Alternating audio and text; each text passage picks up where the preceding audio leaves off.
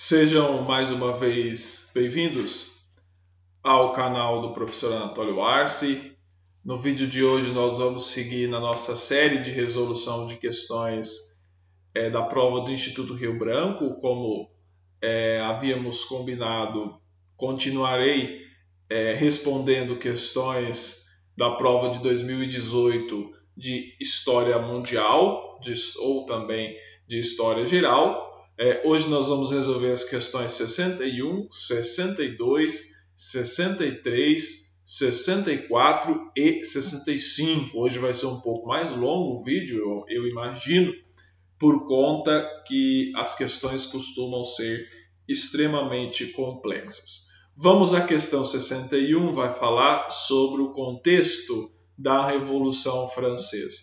E vai dizer o seguinte: a cultura política revolucionária não pode ser deduzida das estruturas sociais, dos conflitos sociais ou da identidade social dos revolucionários. As práticas políticas não foram simplesmente a expressão de interesses sociais e econômicos subjacentes por meio de sua linguagem, suas imagens e atividades políticas diárias. Os revolucionários trabalharam para reconstruir a sociedade e as relações sociais, procuraram conscientemente romper com o passado francês e estabelecer a base para uma nova comunidade nacional. É um texto do Lin Hunt, Política, Cultura e Classe na Revolução Francesa.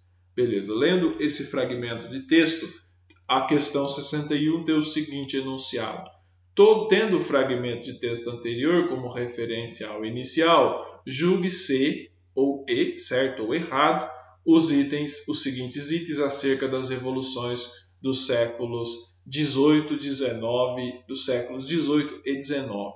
Antes de começar a resolver, eu queria indicar textos para que ajude o candidato a entender o conceito da Revolução Francesa. E um deles é o box das eras do Hobsbawm, né? Era das revoluções, era do capital, era dos impérios e posteriormente era dos extremos. São 4 livros, são o box das eras, são compostos de 3 livros do século XIX, mais o livro do século XX, que era dos extremos, o breve século XX. Então, a sugestão de leitura para começar a responder essa questão é o box de Eric Hobsbawm, historiador inglês. Vamos lá. O item vai dizer o seguinte: iniciada em 1789, a Revolução Francesa rompeu com o despotismo e pôs fim ao antigo regime, mas não instaurou uma sociedade democrática e igualitária.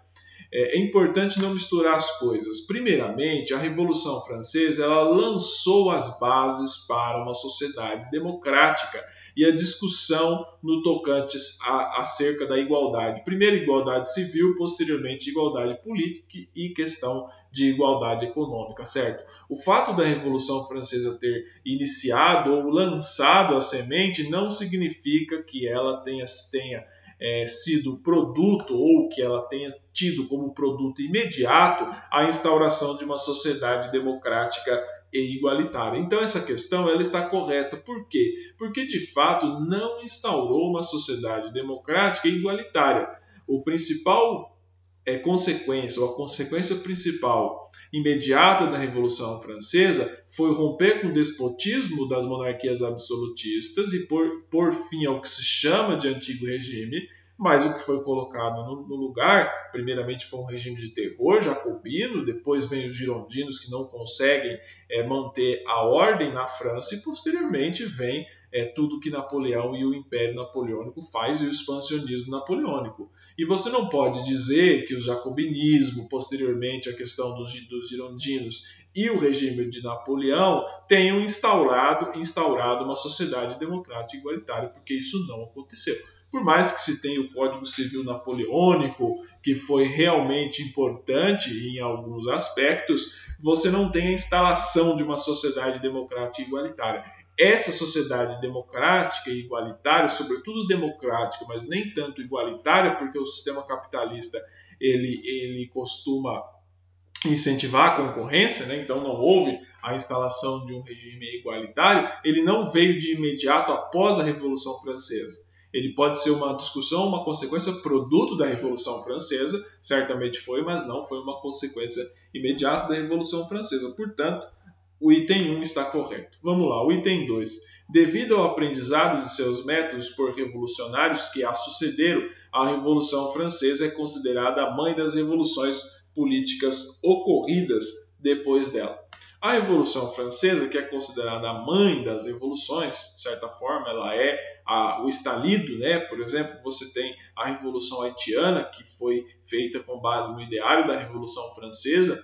Muitas das revoluções, que pode se chamar de revoluções, mas eu vou chamar de processos de independência, né? Tiveram como inspiração desdobramentos da Revolução Francesa. A própria era napoleônica é uma sucessão de acontecimentos vindas da Revolução Francesa, né? E os historiadores colocaram a Revolução Francesa como a mãe das revoluções políticas, porque inspirou muitos processos revolucionários ao longo do globo. Isso não significa que todos esses processos revolucionários obtiveram êxito, nem mesmo a Revolução Francesa. Conforme colocou no item anterior, a principal consequência da Revolução Francesa foi romper com o despotismo, com as monarquias absolutistas, que foram batizadas de antigo regime, certo? Ocorreu essa ruptura imediata, mas não a instalação de uma sociedade democrática, ou seja, a Revolução Francesa é considerada a mãe das revoluções políticas ocorridas depois dela,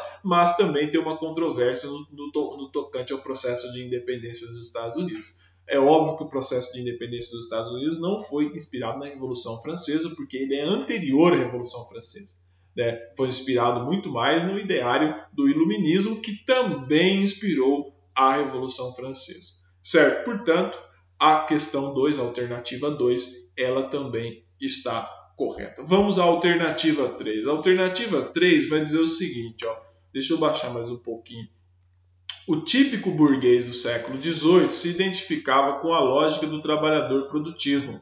Mantinha como categoria social médicos, professores, altos funcionários régios, comerciantes, proximidades com os pobres que exerciam ofícios mecânicos, artesãos, lavradores, promovendo uma lenta integração da plebe contra os costumes da aristocracia. Essa alternativa ela está errada, ela está errada, incorreta, melhor dizendo, ela está errada pelo simples motivo. A Revolução Francesa, que teve como inspiração ideais burgueses, ou seja, a burguesia inspirou bastante a Revolução Francesa, inspirou bastante a revolta popular, que é considerada a Revolução Francesa, até aí tudo bem. Mas a burguesia, enquanto uma classe emergente, já estou fazendo uma leitura marxista, não querendo, mas já fazendo, a burguesia como uma classe emergente, ela buscou, num primeiro momento, se assemelhar à aristocracia. Havia um contingente na França de novos ricos, né? Ricos entre aspas, são pessoas que tinham dinheiro, mas não tinham uma linhagem, que eles buscavam adquirir costumes da aristocracia. Entretanto, a aristocracia francesa ela era extremamente fechada para novos aristocratas, ou para novos ricos, ou para pessoas que tinham dinheiro, mas não tinham linhagem. E muitos aristocratas empobrecidos passaram a servir a burgueses e tentar ensinar burgueses a se aburguesar, ou a se aristocratizar, ou seja, porque a aristocracia ela era, antes de tudo, uma casta, certo? Um estamento na sociedade francesa de pessoas com longas linhagens antigas, né, com sangue considerado azul, que a gente coloca entre aspas, né, o sangue biologicamente ele era vermelho, mas eram pessoas pertencentes a famílias proeminentes de gerações, mas que, em razão das mudanças econômicas que estavam ocorrendo na Europa, especialmente na França naquele momento histórico, né, a economia estava mudando e já isso não bastava para manter essa aristocracia rica. Ela se tornou uma aristocracia decadente e empobrecida. Entretanto, essa identificação que muitos fazem a leitura da burguesia com o povo, ela não existiu. A única identificação que a burguesia tinha com o povo era que a burguesia tinha o descontentamento que o povo também tinha, mas era um descontentamento diferente. O descontentamento da burguesia era com a falta de acesso a cargos públicos que estavam na aristocracia e a falta de prestígio político que eles não tinham, que estavam nas mãos da aristocracia. Era muito diferente do povo que estava irritado com os problemas econômicos da França daquela época e uma corte muito inchada, muito custosa, uma aristocracia parasitária, mas a burguesia não estava propriamente ligando com isso. Ela estava ligando com o fato de não conseguir acesso aos cargos públicos. A consequência imediata da Revolução Francesa foi que a burguesia se tornou a grande ganhadora, porque não houve uma ruptura estrutural propriamente dita. Ela foi uma estrutura, certo? Ela foi uma ruptura com a estrutura política absolutista, que foi, em alguns momentos, certo, passou pela tentativa de restauração, em outros momentos não, certo? Então, a alternativa 3 ela está errada, tá bom? Sobretudo quando ela fala promovendo a lenta integração da plebe contra os costumes da aristocracia, porque a burguesia, ela que se integrava, que buscava se integrar aos costumes da aristocracia. Ela gostava, de certa forma, dos costumes da aristocracia, ela não combatia propriamente esses costumes. O que a burguesia combatia era a falta de acesso da burguesia a muitos cargos públicos que estavam nas mãos da aristocracia.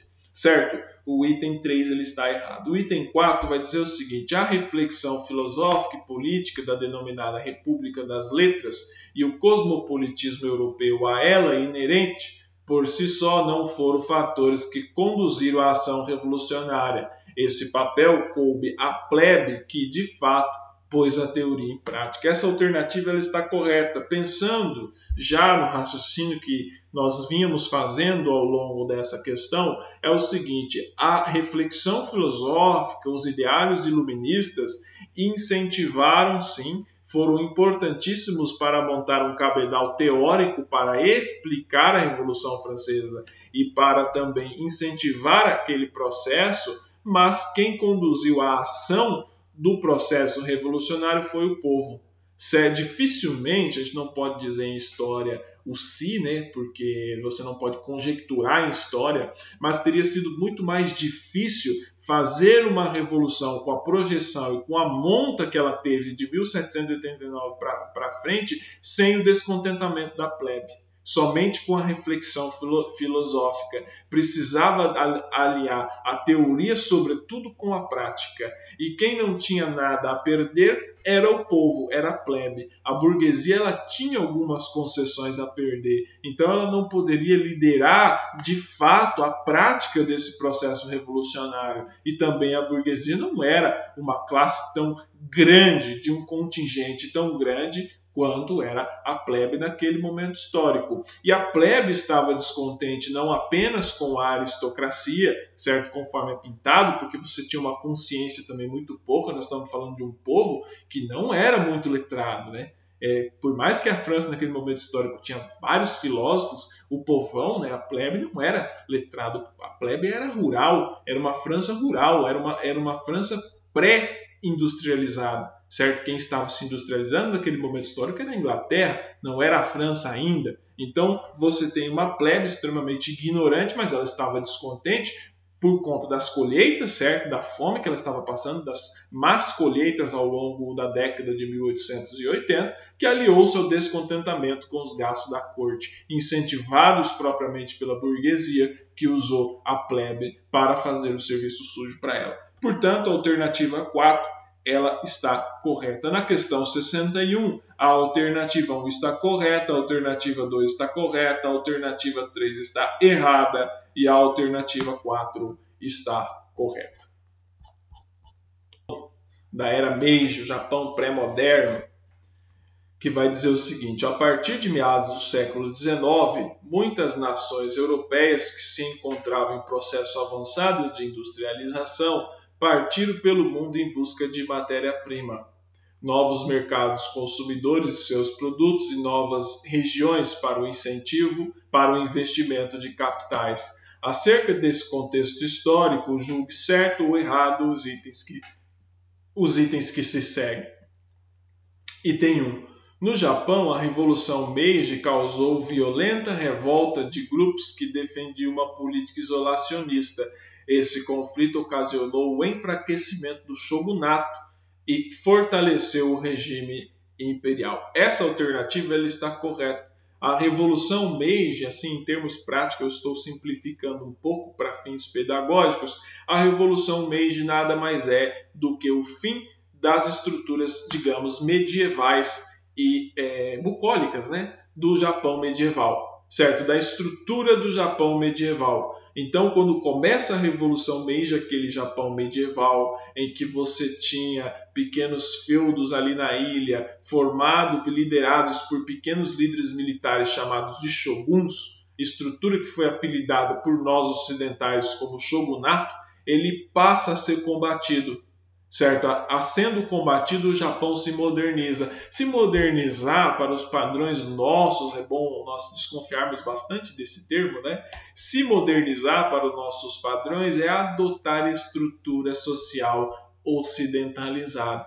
Certo? A Revolução Meiji também foi uma ocidentalização do Japão. É óbvio que a introdução de estruturas políticas ocidentais, ela se misturou com costumes tradicionais do Japão, certo? Então o Japão não aplicou 100% as estruturas ocidentais no seu território, certo? A própria noção de território e de Estado nacional, ela passa a fazer sentido no Japão a partir da Revolução Meiji. Certo? Portanto, esse conflito que ocorreu da Revolução Meiji entre grupos que queriam incentivar o processo de expansão imperial e produtos que queriam manter, e grupos, melhor dizendo, que queriam manter o isolacionismo japonês, certo? Esse conflito entre esses dois grupos fez com que o shogunato se enfraquecesse e o regime imperial se fortalecesse. Portanto, a questão 62, a alternativa 1, ela está correta. Vamos à alternativa 2.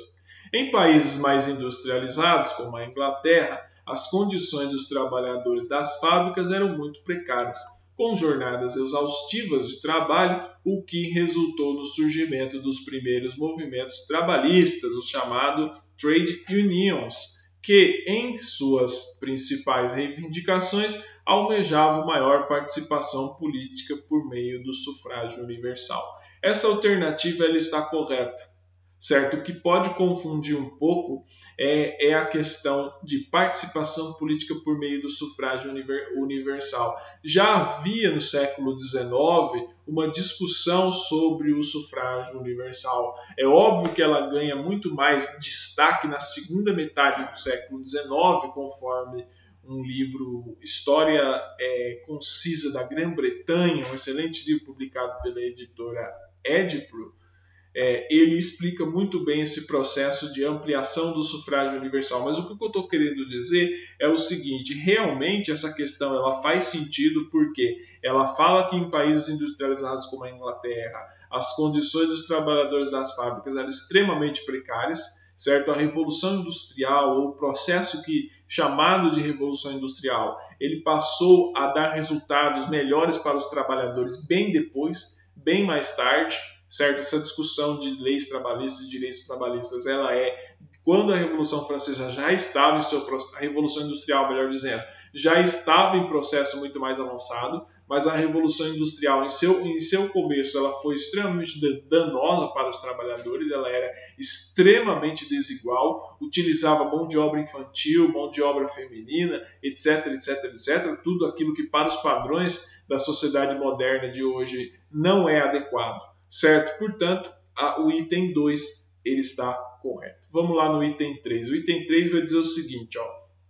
A Índia foi o país mais afetado pelo imperialismo britânico, que procurou impor seu domínio militar e cultural de forma muito forte, tendo causado levantes como o de Siaps, que posteriormente inspiraram Mahatma Gandhi em sua luta pela independência. De certa forma, essa alternativa ela está errada. Por quê? A Índia realmente ela foi um país afetado pelo imperialismo britânico, mas você não pode dizer que foi o país mais afetado pelo imperialismo britânico, porque você tem um conjunto de colônias ali na África que também foram afetados pelo imperialismo britânico. Além disso, tem um erro nessa questão de o seguinte, realmente os britânicos procuraram impor o seu domínio militar e cultural de uma forma muito forte, mas eles não conseguiram no caso da Índia. Então, no caso da Índia, houve essa imposição, mas também houve conciliação com a cultura local, porque os ingleses entendiam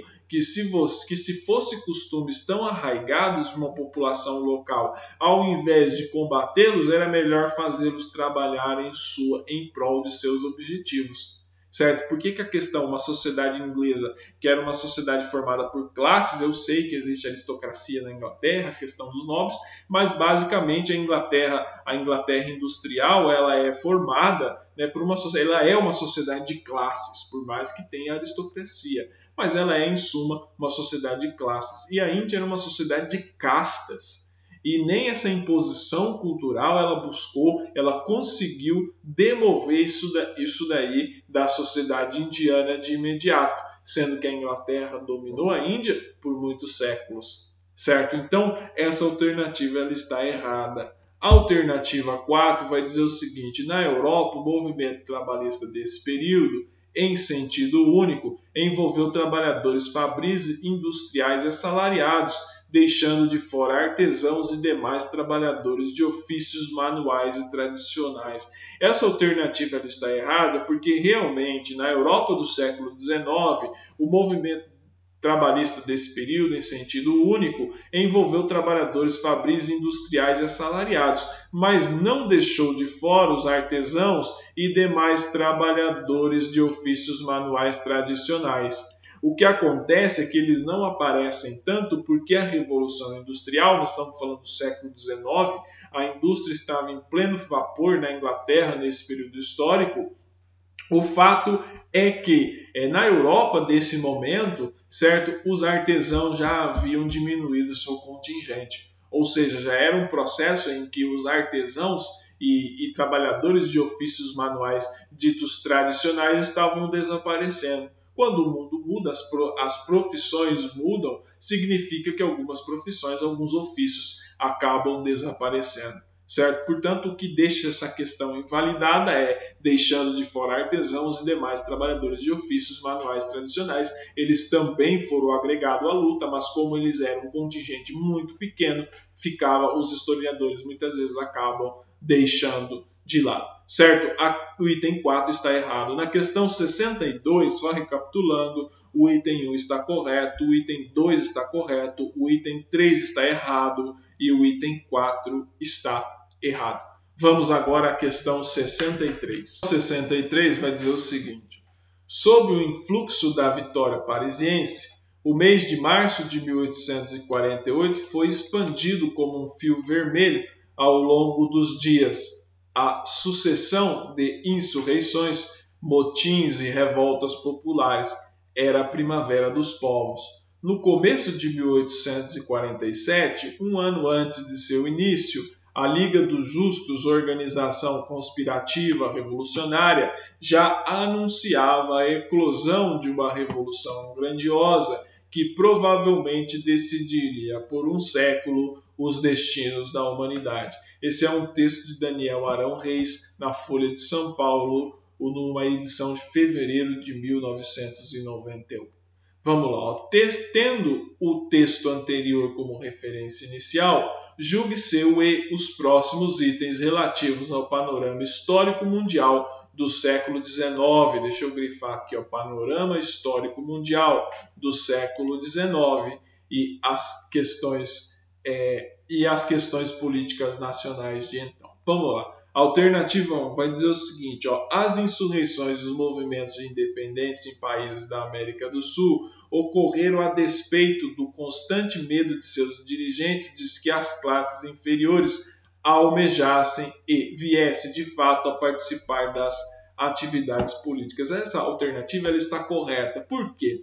Aquela leitura simplista de que os movimentos de independência foi um movimento popular, ela está cada vez mais perdendo força. O movimento de independência ele é produto de vários fatores, dentre os quais eu citaria dois. O primeiro é o enfraquecimento das metrópoles portuguesa e espanhola, certo? Por conta da invasão napoleônica e também da perda de protagonismo da Espanha e de Portugal no comércio mundial, certo? Para a Inglaterra. entendeu? Então você tinha um enfraquecimento da metrópole, por outro lado, você tinha uma elite aqui crioula, uma elite dirigente que ela queria tomar o poder. Ela estava muitas vezes preterida, né, na distribuição dos cargos públicos. No caso dos crioulos da América Hispânica era extremamente patente, era visível isso daí. A elite crioula queria tomar os cargos públicos de dirigência, né? Bispos para cima, capitães gerais, e ela não conseguia, era ocupada pelos espanhóis peninsulares, denominados pejorativamente aqui de chapetones, né? Então eles viram nessas insurreições uma forma de conseguir pegar esses cargos públicos. Por outro lado, também evitaram o descontentamento das classes inferiores, porque a Espanha já estava com dificuldade de conter esse descontentamento dessas classes dirigentes. Então, fica aqui salientado o caráter conservador na questão estrutural dos movimentos de independência dos países da América do Sul. Eles queriam emancipação política, mas não desejavam ruptura com a ordem vigente, muito menos perda de prestígio político e, menos ainda, econômico, certo? Portanto, a alternativa 1 está correta. Vamos à alternativa 2. Sob a liderança de Otto von Bismarck, a Liga dos Três Imperadores, que havia sido formada entre a Áustria, a Hungria, a Alemanha e a Rússia para coibir as políticas expansionistas da França, tornou-se a base de formação da Tríplice Entente. Tem um livro da Mary Lowbrook, né, que é a História Concisa da Alemanha. Né? Esse texto aqui ele fala da questão da Liga dos Três Imperadores, até vou aqui, da Mary Fulbrook, melhor dizendo. História Concisa da Alemanha, um livro muito bom para entender esse período histórico do Otto von Bismarck. O texto não fala inteiramente do período bismarckiano, não fala da fundação da Alemanha somente, né? Ele fala da Alemanha como um todo, mas ele trata dessa questão. E nesse livro fica patente que o seguinte, por mais que tenha ocorrido sob a liderança do Bismarck, né, ou no caso da liderança da Prússia, a Liga dos Três Imperadores, que havia sido formada entre Áustria, Hungria, Alemanha e Rússia, certo, para coibir as políticas expansionistas da França, ela não tornou-se base da Tríplice Entente. Por quê? Porque havia uma divergência muito grande entre a Alemanha e a Rússia. A Liga dos Três Imperadores ela acabou perdendo força junto com Bismarck.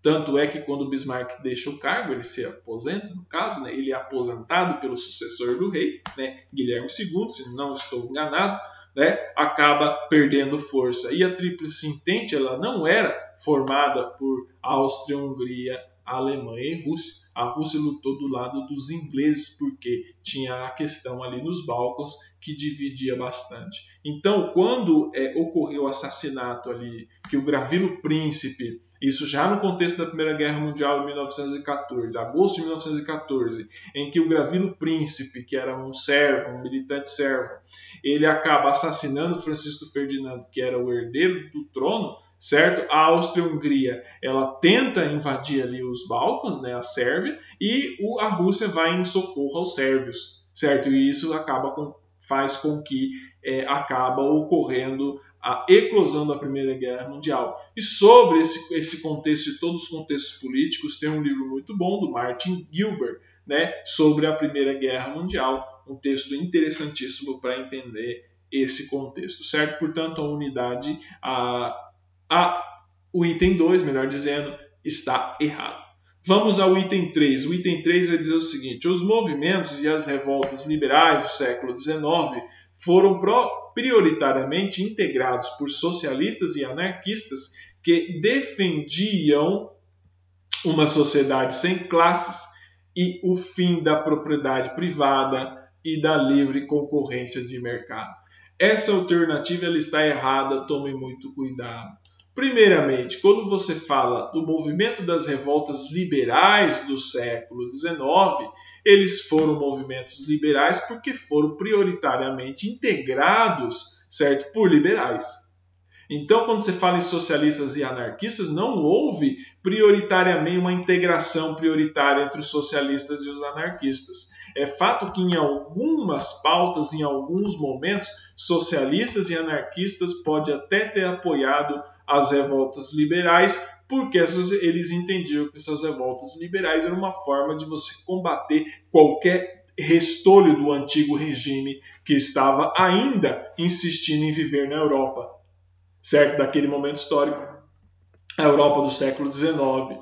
E o que aconteceu é que toda a década revolucionária, que começa na França em 1830 e termina ali se espalhando pela Europa em 1848, quando de fato os liberais eles tomam o poder mesmo e os socialistas e os anarquistas são basicamente derrotados, certo? Você não tinha o apoio ali.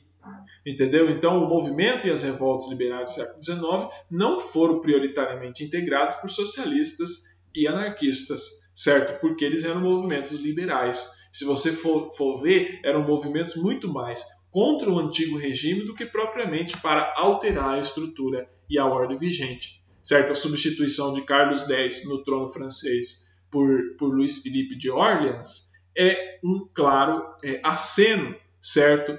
Da aristocracia francesa, no caso, para a burguesia. Ou seja, a burguesia foi tomando aos poucos o poder e se tornando um sustentáculo da sociedade francesa daquele momento histórico. E isso não teve uma participação prioritária dos socialistas e dos anarquistas. Eram alianças esporádicas e que muitas vezes os liberais não as viam com bons olhos porque eram considerados muito radicais. Certo? Então, essa alternativa ela está errada.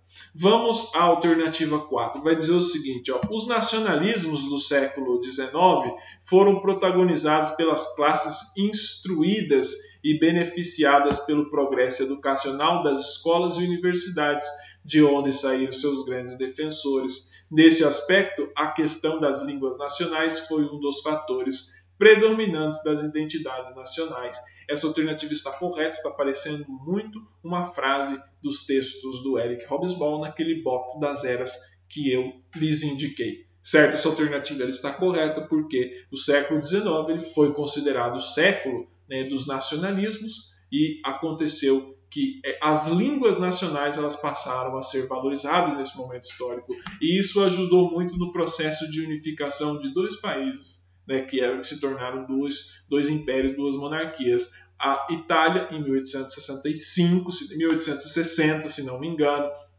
ali com Vittorio Emanuele, primeiro o rei piemontês, e na Alemanha, em 1870, ali na esteira da Revolução, da Guerra Franco-Prussiana, da vitória alemã na Guerra Franco-Prussiana. Portanto, a alternativa 4 ela está correta. Na questão 63, a alternativa 1 está correta, a 2 está errada, a 3 está errada e a 4 está correta. Seguimos agora a questão 64, também conhecida como penúltima questão da nossa série de resolução de questões da prova de 2018 do Instituto Rio Branco. E a questão 64 vai trazer o seguinte enunciado. Na verdade, trouxe soluções pelo menos por décadas. Os impressionantes problemas sociais e econômicos do capitalismo da era da catástrofe aparentemente sumiram. A economia do mundo ocidental entrou em sua era de ouro. A democracia política ocidental, apoiada por uma extraordinária melhora na vida material, ficou estável. Baniu-se a guerra para o terceiro mundo. Por outro lado, até mesmo a Revolução pareceu ter encontrado seu caminho para a frente. Os velhos impérios coloniais desapareceram ou logo estariam destinados a aparecer. É um texto A Era dos Extremos, o breve século XX, do Eric Hobsbawm, texto que eu acabei de lhes indicar agora há pouco. Vamos lá, o seguinte enunciado na questão 64, após o texto de contextualização, vai ter o seguinte enunciado. Tendo como referência inicial o texto precedente, julgue certo ou errado os seguintes itens, relativos às causas e aos desdobramentos da Segunda Guerra Mundial entre 1939 e 1945. Vamos lá, o item 1 vai dizer o seguinte. Como causas da Segunda Guerra Mundial, além das intenções imperialistas de Japão, Alemanha e Itália, havia também no contexto uma justificação ideológica da luta contra os comunistas pelos países fascistas. Essa alternativa ela está correta, ela pode confundir porque ela está colocada de uma maneira truncada. O que a questão está querendo dizer? Ele não está falando das causas que motivaram a Segunda Guerra Mundial por um lado e por outro. É óbvio que do lado das potências da Tríplice Entente, né, você tinha uma luta contra o fascismo. Certo? Da Rússia, da Inglaterra e da França, você tinha uma luta contra o fascismo, na luta contra o expansionismo da Alemanha. E por outro lado, do Japão, Alemanha e Itália, você tinha uma luta contra o comunismo. Certo? Por isso que essa alternativa ela está correta. Porque, como causas da Segunda Guerra Mundial, além das intenções imperialistas de Japão, Alemanha e Itália, havia também no contexto da justificação ideológica da luta contra os comunistas pelos países fascistas. Ou seja, os países fascistas, Japão, Alemanha e Itália, passaram a usar como norte, né, de mobilização para a guerra a luta contra o comunismo. Certo? Uma justificativa moral da luta contra o comunismo, lembrando que o fascismo ele é antiliberal, mas ele também é anticomunista. Certo? Portanto, o item 1 está correto. Vamos ao item 2 agora. Para a Itália, a derrota na Primeira Guerra Mundial e a sua instabilidade política na década de 20 foram motivos decisivos para a adoção do fascismo após a crise de 1929. Essa alternativa está errada. Em 1929, o fascismo já estava instalado na Itália. O fascismo ele começa ali com a Marcha de Roma, certo? Em 1922, a Marcha sobre Roma, em que posteriormente desdobramentos políticos colocam Mussolini no poder. Em 1929, o fascismo já estava consolidado na Itália. Tanto é que missões, certo, para a América do Sul, de você fazer missões italianas em países da América do Sul que tinham governos autoritários de cunho fascistoides, eram feitas. Uma delas foi feita na Venezuela em 1928, ou seja, antes de 1929. Você pode dizer, mas a crise de 29 foi uma resposta da sociedade às instituições fascistas. Foi uma resposta dessas sociedades dando estrutura ao fascismo. Propriamente foi. Mas o fascismo e também o nazismo ele é muito mais produto dos desdobramentos da Primeira Guerra Mundial do que da crise de 1929. Porque em 1929 ocorreu a crise, ela afetou o mundo capitalista, mas o mundo já vinha numa espiral de alimentação do fascismo e do nazismo, de radicalismo, de racismo muito forte. Certo? De expansionismo dessas potências aqui de cima, Japão, Alemanha e Itália. Então, em 1929, a vaca já tinha ido para o brejo. Então, você não pode dizer que foi decisivo para a adoção do fascismo, muito menos após a crise de 1929. Certo? Portanto, essa alternativa ela está errada. A alternativa 3 vai dizer o seguinte: o sistema Bretton Woods, que estabilizou o sistema financeiro internacional, contemplou a criação do FMI e do Banco Mundial e a reestruturação do padrão ouro, que em 1929 havia entrado em colapso devido à grande depressão econômica ocorrida naquele ano. Essa alternativa ela está errada, tome muito cuidado. Eu também tive que refletir muito sobre essa alternativa. Vamos lá. O sistema Bretton Woods, que estabilizou o sistema financeiro internacional. O sistema Bretton Woods ele não estabilizou o sistema financeiro internacional. As crises continuaram ocorrendo. O que o sistema Bretton Woods deu? Ele deu possibilidades para os países saírem de suas crises financeiras mais rápido. Por exemplo, quando o FMI ou o Banco Mundial empresta dinheiro a um país, você passa a possibilitar a esse país sair de uma crise mais rápida. Mas isso não significa que tenha estabilizado o sistema financeiro internacional. O que deu uma certa estabilidade ao sistema financeiro internacional, chamada de Era de Ouro, após a Segunda Guerra Mundial, foi o crescimento econômico ocorrido nas décadas de 1950 e de 1960.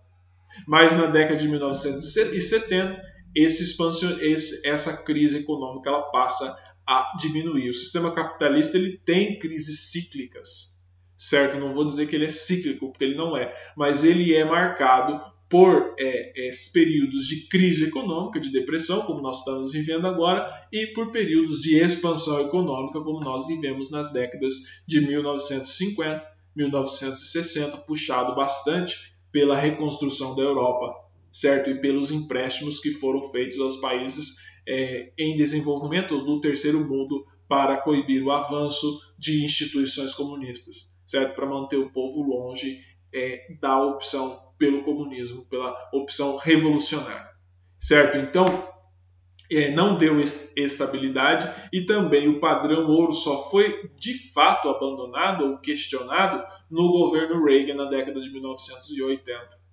certo? Na esteira de uma longa crise econômica, a crise do petróleo, que vinha se arrastando desde 1973 e impactando a economia norte-americana, certo? Portanto, a questão 3, a alternativa está errada. A questão 4, ela está um pouco confusa, entretanto, ela marca como errada no gabarito.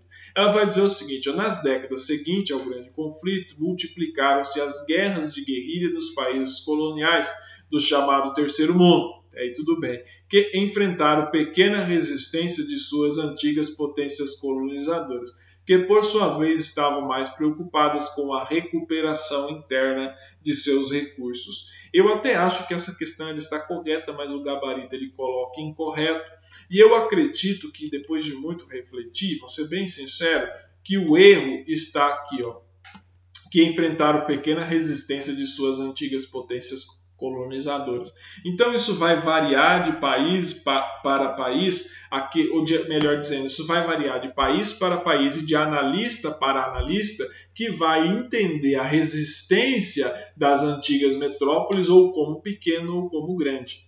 Nós tivemos exemplos aqui que eles passaram a incentivar, por exemplo, a guerra civil como uma forma de retardar o processo de descolonização. Então você tem uma leitura que ela é um pouco dúbia, entretanto ela é marcada no gabarito como errada, e eu acredito que esteja errada porque o avaliador entende que a resistência das antigas potências colonizadoras não foi pequena, certo? Portanto, na questão 64, o item 1 está correto, o item 2 está errado, o item 3 está errado e o item 4 também está errado. Vamos agora à questão 65, também conhecida como última questão da nossa prova de 2018. A última questão não da prova, mas que será resolvida da prova de 2018. Essa questão 65, ela vai dizer o seguinte: na sociedade atual, não há dúvida alguma que não é absolutamente normal, porque é uma situação forçada, mas na sociedade futura será completamente normal, porque será livre. Mas mesmo agora, ela estava no seu direito. Sorria e isso constitui, por assim dizer, os seus fundos, o seu capital, do qual tinha o pleno direito de dispor. É claro que na sociedade futura não existirá o capital, mas a sua profissão poderá ser designada por outro nome e regulada de maneira racional e normal, pelo que se refere pessoalmente a Sofia Siemionova. Sofia Siemionovna, acho que é assim que fala, nos tempos atuais. Eu considero seu procedimento um enérgico e concreto protesto contra a estrutura da sociedade e respeito-a profundamente por isso. Fyodor Dostoiévski, Crime e Castigo. Considerando as ideias do fragmento de texto antecedente como referência inicial, julgue certo ou errado os itens a seguir a respeito de significativas transformações sociais e políticas ocorridas no fim do século XIX e ao longo do século XX. Então, o que a questão está pedindo? Está pedindo para o candidato analisar acontecimentos e transformações ocorridas no fim do século XIX e ao longo do século XX, ou o longo século XIX e o curto século XX, na visão de Hobsbawm. Vamos lá. A Guerra Fria ficou caracterizada por certa estabilidade, além de padrões previsíveis de confrontos. Os Estados Unidos da América e a União Soviética enfrentavam-se indiretamente por meio de seus satélites e zonas de influência, mas paradoxalmente evitava os conflitos locais, que os conflitos locais fugissem ao controle e alcançassem proporções mundiais.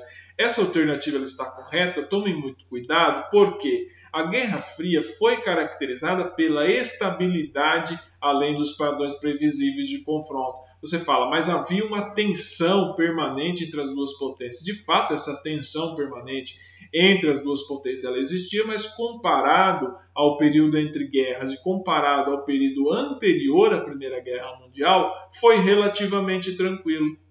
E a União Soviética e os Estados Unidos não se enfrentaram diretamente. Havia sim a tensão do enfrentamento nuclear, mas esse enfrentamento nuclear ele nunca ocorreu. Ocorreu um enfrentamento indireto em várias guerras ao redor do globo, certo? Então, por isso que ele fala, paradoxalmente, evitava que conflitos locais fugissem ao controle e alcançassem proporções mundiais. Era muito mais uma forma, da União Soviética e dos Estados Unidos venderem armas do que propriamente guerrear entre si, se enriquecer por meio da venda de armas, do confronto e do derramamento de sangue.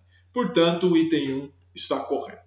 O item 2 vai dizer o seguinte: as mulheres apresentaram-se em maior número no mercado de trabalho na Europa Ocidental e nos Estados Unidos da América, tendo alcançado mais igualdade e liberação feminina, algumas décadas antes que o mesmo processo ocorresse na Europa Oriental e na União Soviética. Essa alternativa ela está errada. E eu vou dizer aonde que ela está errada. Por exemplo, as mulheres apresentaram-se em maior número no mercado de trabalho na Europa Ocidental e nos Estados Unidos da América, tendo alcançado mais igualdade e libertação feminina. Até aqui está correto, porque realmente no século XIX e ao longo do século XX ocorreu esse fenômeno na Europa Ocidental e nos Estados Unidos, o que caracterizou uma libertação feminina.